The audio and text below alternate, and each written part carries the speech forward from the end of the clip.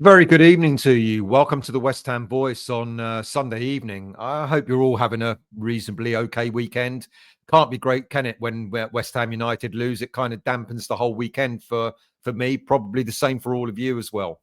Um, I was writing notes. I was writing bullet points about the review, doing a review about the game against Brentford, and my mind started to drift. To be honest with you, I've started to ask myself not only what went wrong in the game against Brentford, but beyond that, what's going on at West Ham per se, what's going wrong as a whole, and I started writing notes about deeper things than just the defeat that we had against Brentford.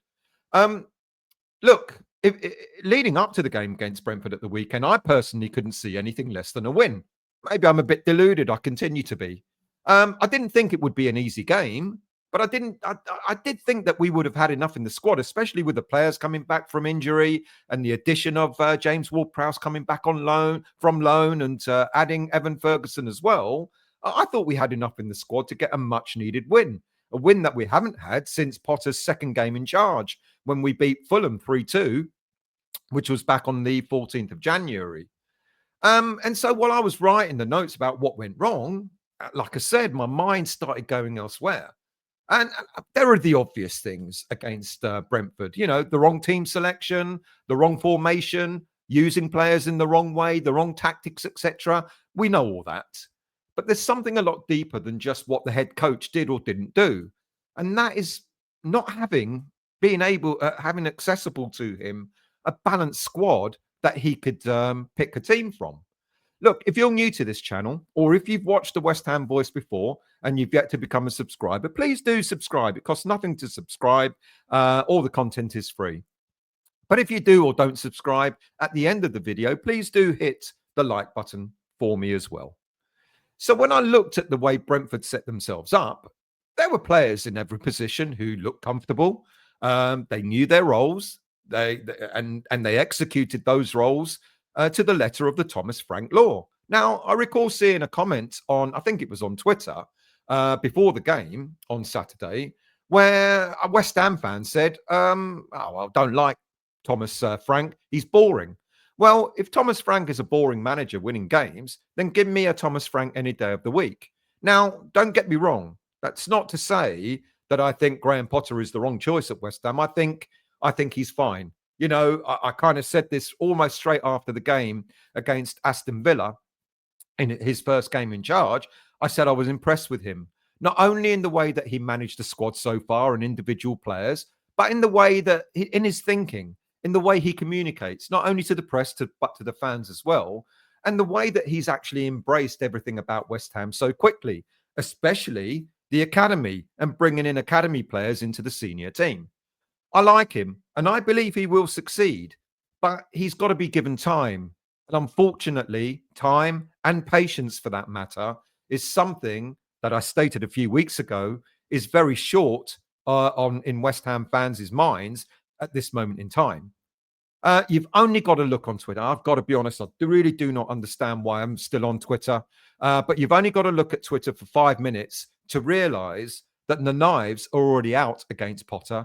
And it seems that some fans seem to be taking joy from rubbing our faces in the fact that under Potter, we're not doing as well as had been hoped. Now, 1 win in 6 games, of course, it's not good. But the comparisons are already there as to how David Moyes is doing at Everton. And that's being thrust down our throats at every opportunity. And look, whilst I congratulate David Moyes on how outstanding he's been since taking the reins over at Everton, with a team, to be honest, that looked like certain to be relegation fodder, I'm not looking over my shoulder with any sense of envy, but a lot of West Ham fans are doing that. They're looking at it and going, oh, look, the whole be careful what we wish for, etc. is coming back out. We seem to love to be infighting. Whilst I backed David Moyes while he was in charge as manager at West Ham and thanked him for the 3 fantastic seasons that we had in Europe, I had to admit even myself that it was time to move on from him. But as I said, the problems at West Ham United at this moment in time seem to go much deeper than just one manager and what's going on the pitch.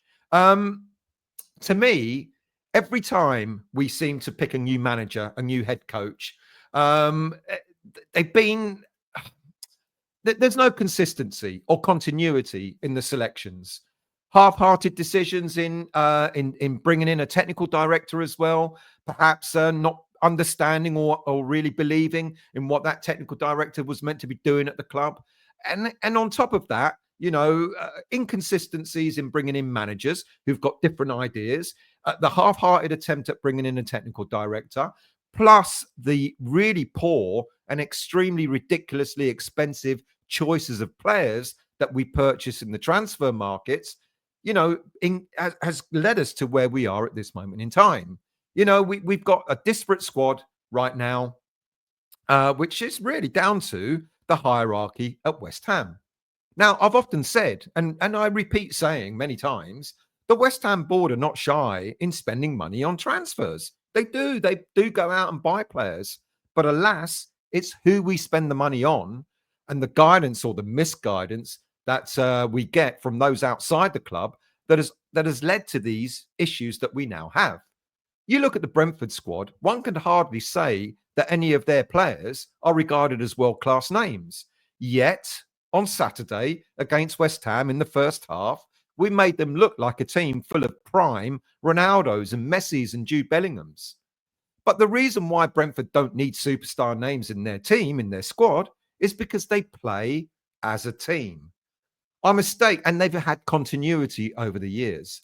Our mistake over the years is both in the recruitment of managers and the transfer market that follows the recruitment of those managers. When we get a new manager or head coaches, as they're now called, they come in with completely different ideologies, different ideas. And what they tend to do is they tend to want to wipe the slate clean, get rid of all the players that we've already got and start again. And I dare say that this may happen with Graham Potter in the summer. But I get a sense from Potter that he will want to retain a good nucleus of what's already at the club, as well as further integrating academy players much more in order to try and get that continuity that hasn't existed for some time. Then in the transfer market, as I said, not only do we have to completely rebuild a squad every summer because of a new manager, then there's this obsession, it seems, that we're desperately trying to chase the next big star to be at West Ham, the next Di Canio, the next Payet.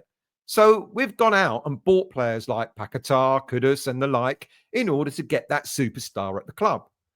But does that work for West Ham United? I dare say it works in spells, but not for the longevity. I've often said in the past that we've got to stop. I used to hate the fact that we used to rely on Di Canio to get a good season for us. I used to hate the fact that we had to rely on Payet to get a good season for us. I don't, great as they were, but why didn't we build around those players, and get another player that could become the next superstar, etc.? We just had to rely on those players.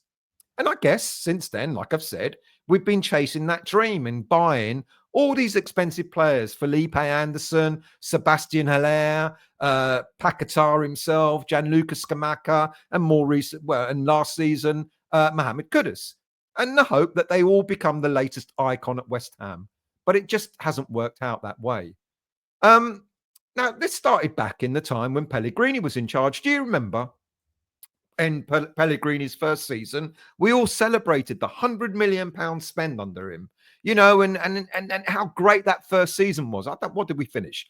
8th, 9th, 10th, maybe something like that. But we thought that was great. But then it all fizzled out in the second season. And then when it was desperate, we quickly booted him out, got Moyes back in. He arrived for his second spell. And thankfully, he actually did galvanize us. He brought in two players, grafters, who actually helped the team out immensely in Jared Bowen and Thomas Soucek. And they helped galvanize the squad. But then, for some obscure reason, after having a good season after that initial, when he returned the second time round, in his first full season at West Ham, when we finished, 7th or something like that, or 6th or whatever it was, Moyes went completely off script and started to talk about how we needed to compete for very different footballers in the transfer market, and that were going to cost us a lot of money. And that's when we started again to be linked to big players, just like under Pellegrini. And that's when we started to look at the Paquetars and the Scamacas, etc.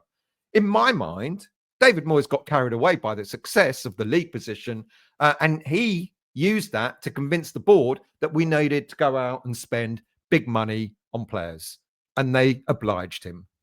Moyes would have been better off buying good quality squad players rather than these expensive players. But then you may ask, well, without Paquetá, what about Europe? We may never have won the Europa Conference League with his defense splitting pass to Bowen, etc. That's possible. That's very possible. But look where we're at now. And we look at some of the players, and now we start pinpointing blame on players that have come in for big money because we expect a lot more of them.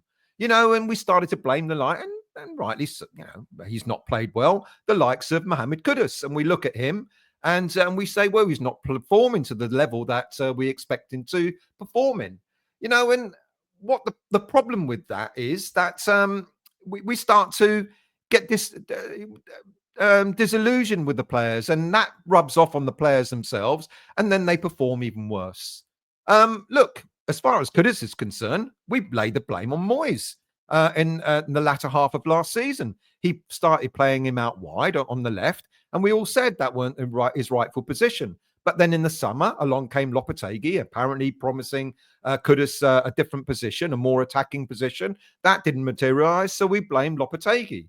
And now Potter's in, and after a half a dozen games, he's still not Kudus. It's come to the form that we know he can be. Are we going to blame Potter for that? I don't know.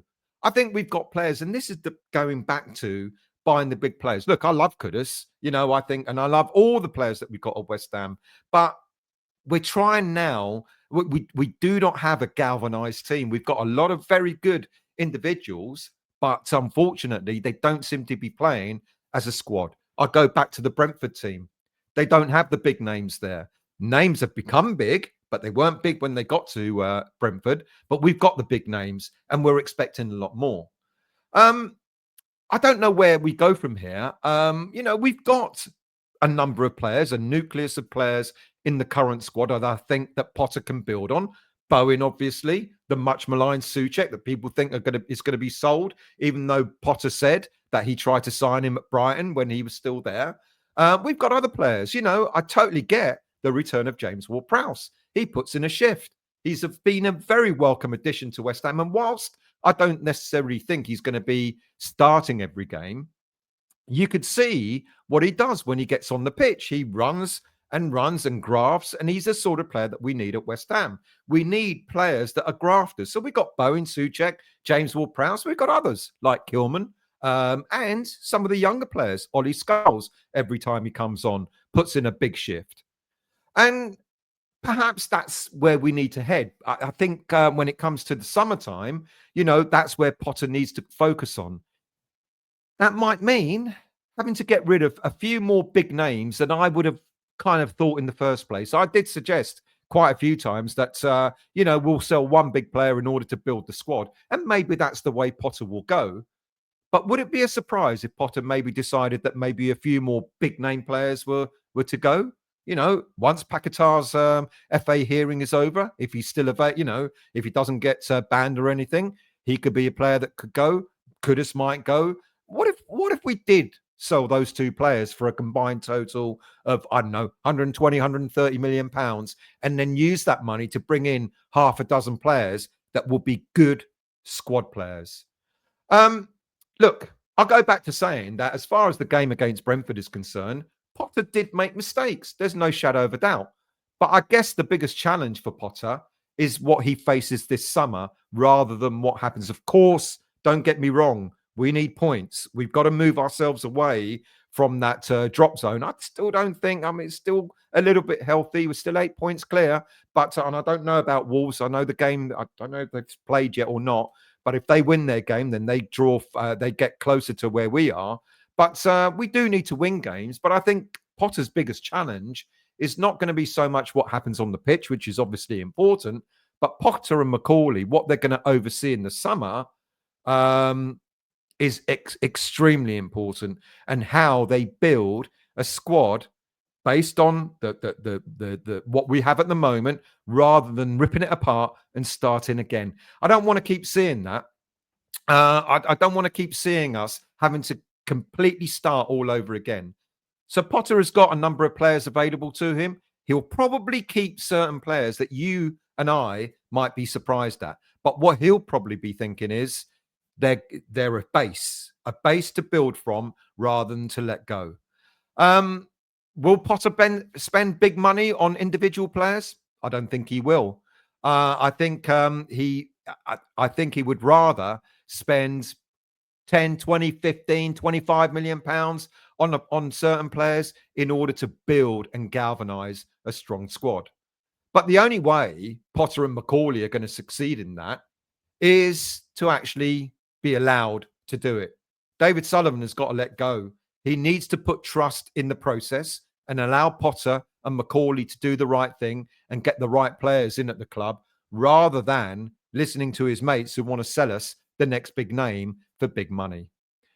It's going to be a very difficult and interesting rest of this season. I really thought we would have had the points against Brentford to just give us that bit of ease, but it hasn't materialised. Arsenal next. What could possibly go wrong? Thank you for watching and thank you for listening. Like I said, if you're new to the channel, if you've watched the channel before but yet to become a subscriber, please do subscribe. But even if you don't do that, please do hit the like button for this video. Thanks for watching, and I'll see you all again soon.